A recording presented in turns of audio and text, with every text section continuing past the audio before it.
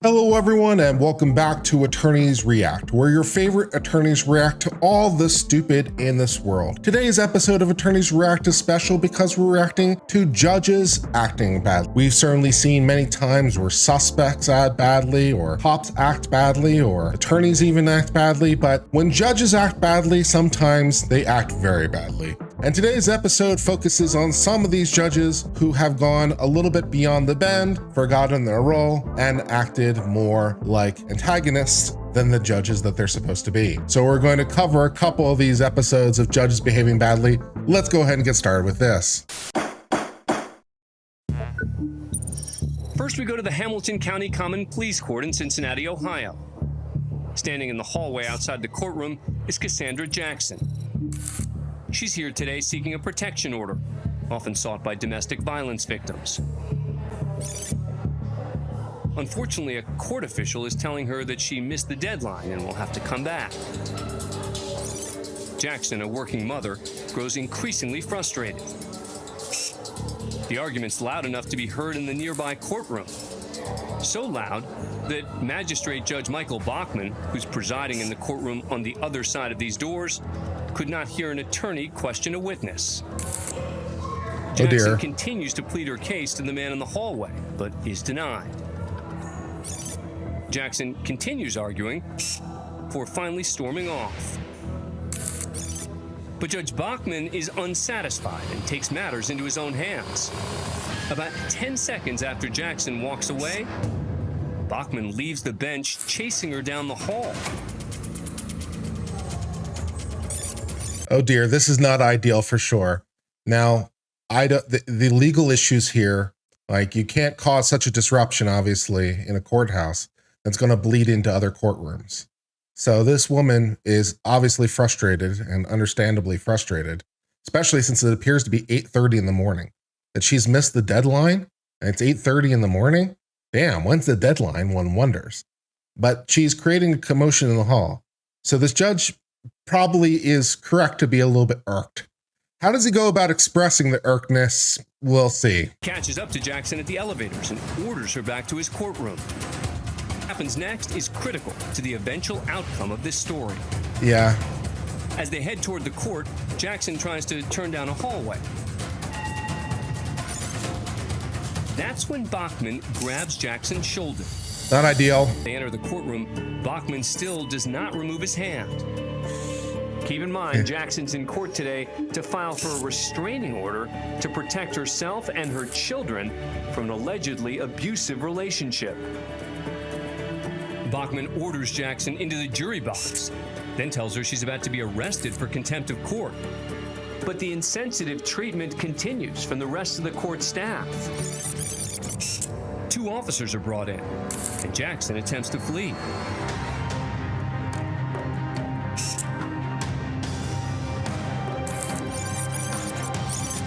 Additional help's required to restrain Jackson. She resists. It should go without saying that, as always, you don't beat the ride, but you can beat the rap, right? This same thing applies to officers, by the way. Whether the officer's in the right or wrong when you're being arrested, you can't fight the officer. You can fight it in court. And this woman appears to have been causing a disruption in the hallway so loud that it appears to have permeated into the court walls. So this judge may be legally in the correct for saying that this is creating problems that may need to be addressed, and asking her to go into the courtroom and saying you're disrupting proceeding. And that's showing disrespect to the court, especially after she was warned. Her frustration's understandable, but this is the wrong way to go about it. You plead your case and you say what's going on and you hire a lawyer and you go about it. This is not an ideal way of handling the situation. The woman, understandably frustrated, but this is not a great way of going about expressing your displeasure. The situation is taken to another level when Jackson's dragged to booking where formal charges are made. After struggling with officers one more time, Jackson's strapped into a special chair and wheeled into holding, where she'll serve 2 days of a 10-day sentence after the presiding judge dropped the contempt charge and the rest of her sentence for good cause. After the footage goes public of Bachman chasing after Jackson and putting his hand on her, Jackson files a civil suit against Bachman, and the magistrate's told he must either resign or be fired. Bachman chose to resign, I'm not really sure about that on any level, right? The judge, right? I'm not sure that he needs to resign or be dismissed. I don't know all the protocols in this particular courtroom, but the judge has the right to administer their courtroom, and this person is causing a disruption. And the person, he's like looking for the person that caused the disruption, holding in contempt. And I'm not sure, the touch on the shoulder really qualifies as anything. And the judge obviously is unaware of the circumstances at the time this is all going on. So his knowledge base is just, presumably his knowledge base is this woman's just being disruptive in the hall and causing problems in the courtroom. So I don't know whether or not the judge did anything illegal wrong in all this situation, but the fact that, after 2 days, they let the rest of the sentence go makes sense. The fact that he had to resign, I'm not so sure on the law of that one. I'd have to know a little bit more. It's only after the fact, of course, that he would be aware that she was there to file a restraining order and why she was upset and stuff. So you can't use knowledge he would acquire after the fact against him. That's not really fair. A lot of mistakes were made by a lot of people along the way. Let's learn more. Next, we're in Las Vegas, Nevada, for a child visitation hearing. Uh-oh. Parents Wealthy and Rogerio Silva have been divorced for 3 years and share custody of their 12-year-old daughter, who lives full-time with her mother. Rogerio claims he's not getting his court-ordered visitation time, and making matters worse, his ex-wife claims his daughter doesn't want to spend time with him. Okay. But before getting to the matter at hand, Wealthy Silva airs some grievances of her own against her ex-husband. He has not paid child support. It was November, December, and January that I did not get child support or alimony. Also, none of the medical or dental has been reimbursed, ever. Not one penny of that. Child support, if there are arrearages, and medical, if there are arrearages, you need to file a schedule of arrearages and a motion, and I will hear it at the appropriate time. Fair enough, right? There's a proper process for that, right? If her complaint is that she's not getting the reimbursement that she's required by law, then there's a way to bring that to the court's attention. That's not what they're here for right now. So if she's being not given the right amount of money, then file the proper paperwork, file the proper motion. The court will consider it when it's properly filed. That seems perfectly appropriate. So far, so good. Trina Hughes seems ready to move past the issues unrelated to visitation. But yeah. Wealthy Silva isn't finished. Medical and dental was filed. I remember, I believe it was 5 court dates ago, and I have submitted receipts, proper receipts. Keep your comments to yourself. The focus then shifts back to visitation, as the judge attempts to schedule a dinner date for father and daughter the following week. February the 6th, that's week 1, dinner night. What time? Rather than providing the judge an answer, Rogerio's lawyer instead has a complaint. It's more than a week away from now, and I'm not taking argument right now. I have listened to this case ad infinitum. I am entering orders. I expect them to be followed. I'm trying to accommodate both parties. We're not going to do this on a whim and say within 2 days he's going to have dinner with her. Mom's going to tell her it's going to happen, and we're going to get prepared for it. Okay? What time? Whatever's good for him. 5, 6. What time? 6 p.m. 6 p.m. But after the time is set, the child's mother has some major concerns. Uh-oh. And when she refuses to go, what am I to do? Because this is really not We'll good be for here the on a child. motion to hold you in contempt. Is she going to have to ride in a car with him? Yes. Wow. You really care about my child, don't you? I want you to keep your mouth shut and sit down. I care about your child very much. You do not. I mean, the judge has a point here, right? And the judge is being a little bit abrasive about the whole thing, but he's entitled to visitation under the current rules, right? If you want to change that, there's a process to change it. And so you have to obey by the court orders. What if she doesn't want to go? She's a minor. She doesn't get a choice, right? She doesn't get a choice in this. So it's like, deliver her to the proper place. And she doesn't want to go, well, that's unfortunate, but that's the current order. Her preferences in this are not material right now under the current order to visitation. And he has every right to visit his child. And she can't just be like, oh, she doesn't want to go. That's not how that works. Get her to where she wants to be, or you're going to be in contempt because you have to obey the court's orders. So you know, the judge isn't wrong in what she's saying. She's being a little abrasive about it, but, you know, I can understand her frustration. Need to have a trial. There's no need for a trial. Oh, there he is. That's not, no, there's no need for a trial. If you want to modify things, there's a process for that. Right now, we're just trying to execute the current order. No. First of all, it wouldn't be a trial in any case, it would be a hearing. And second of all, you need to file the right paperwork for that, so the court can consider it in due course. Finally, the tension-filled silence is broken by a threat from the judge. If there is contempt and if there is withholding of the child, we will have a trial. Do you understand me clearly? You will lose custody. That could well happen. I'm not sure necessarily that saying it that boldly or that abrasively is necessarily correct, but yeah, it's like if you are not following the court's orders in terms of these agreements, and then that could impact the custody arrangement, including your custody of your children. I mean, that could be a thing, right? So yeah, it could go to contempt. It could go to your willfulness to follow orders. It could go to your ability to comply, and could ultimately result in modification of the order, including potentially removal of the child. I mean, depending on the severity of things. So the judge is basically had it here with the parties, and it doesn't seem like it's the judge's first time with these parties, and is laying down a little law, and the parties, especially this woman, are not having it. And so the judge is like, you know, you gotta do this or things are not going to end well. Maybe time for the stick approach. The judge over here with big ass stick. Okay. Later, following additional visitation issues, the parents are back in court, this time with their 12-year-old daughter. But after starting the hearing, Judge Hughes gives an unusual order, telling all the adults to leave the courtroom so she can speak to the child alone. Around this. Ooh, uh-oh. You know, the child may have interests here that you may want to represent, but you appoint a guardian ad litem. That's how you resolve this situation. If you want an independent lawyer to represent the child, you can do that. It's called guardian ad litem. And so you can have someone talk with the child and figure out what they want if you want the child to represent their own interests in court. But asking to talk to the child themselves with no prep at all, that doesn't seem like a good course of action. That seems problematic. Same time, cameras in the courtroom are switched off. 9 minutes later, with her father now back in the courtroom, Judge Hughes awards him temporary full custody, despite the child's wishes. Ooh, no. So she turned off the cameras and had a hearing with just the kid, and now she's changing custody agreements without the parties present?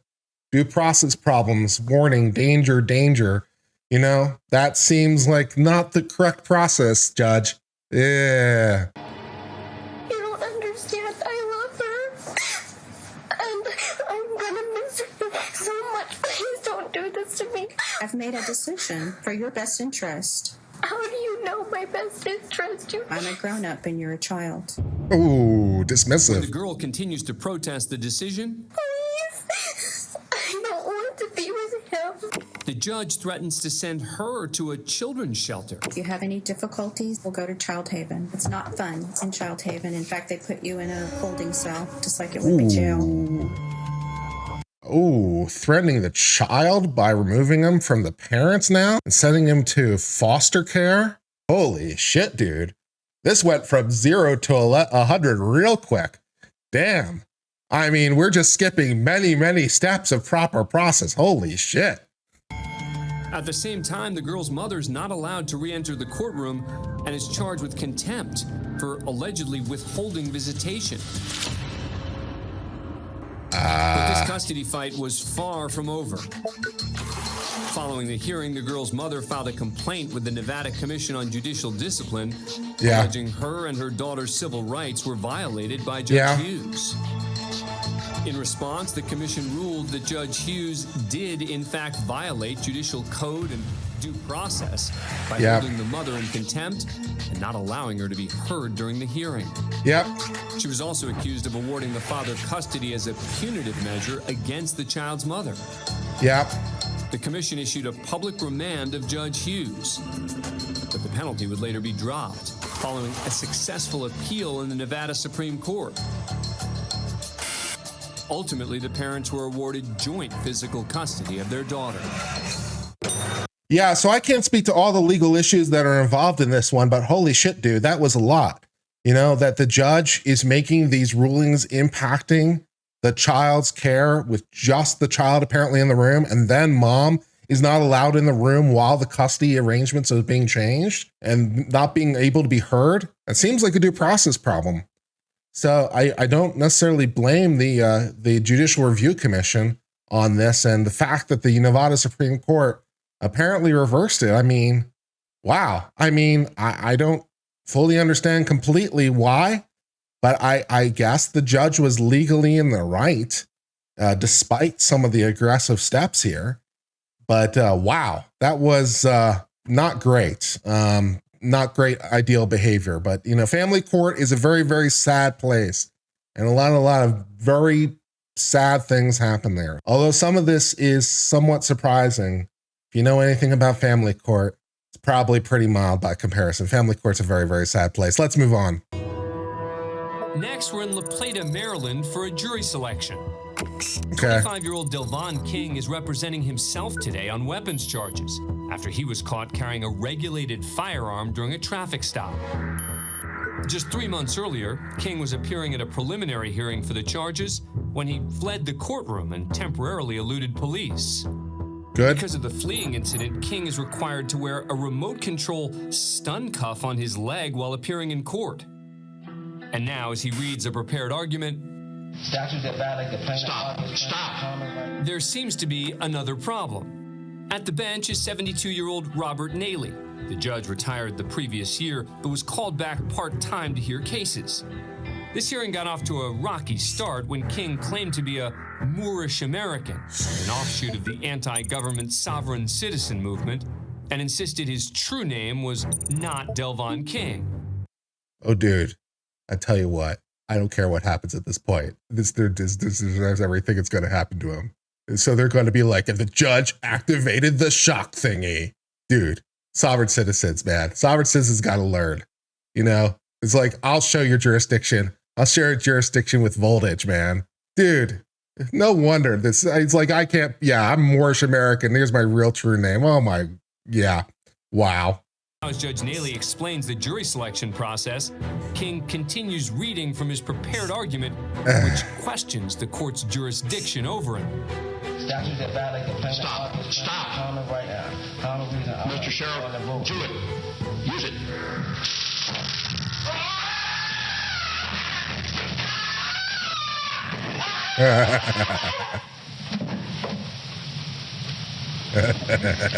I'm going to take 5. Don't worry. It calms down and I'll be back. Yes, sir. 5 minutes. Oh, man, F around and find out. Big time. F around and find out. Man, sovereign citizens really get under my skin in a huge way because it's like, that's just so incredibly disrespectful. It's like, yeah. It's like sometimes you wish you could shock him. This judge is just living out my fantasies at this point. Well. Following the brief recess, Judge Naley resumed the hearing, and King continued representing himself. He later agreed to probation before judgment, meaning in his case, he was sentenced to 2 years in jail on the weapons charge, most of which he'd already served, and in return, no actual conviction would be added to his record. The same cannot be said for Judge Robert Naley. After the courtroom video was made public, the Maryland Court of Appeals immediately rescinded Naley's ability to hear cases.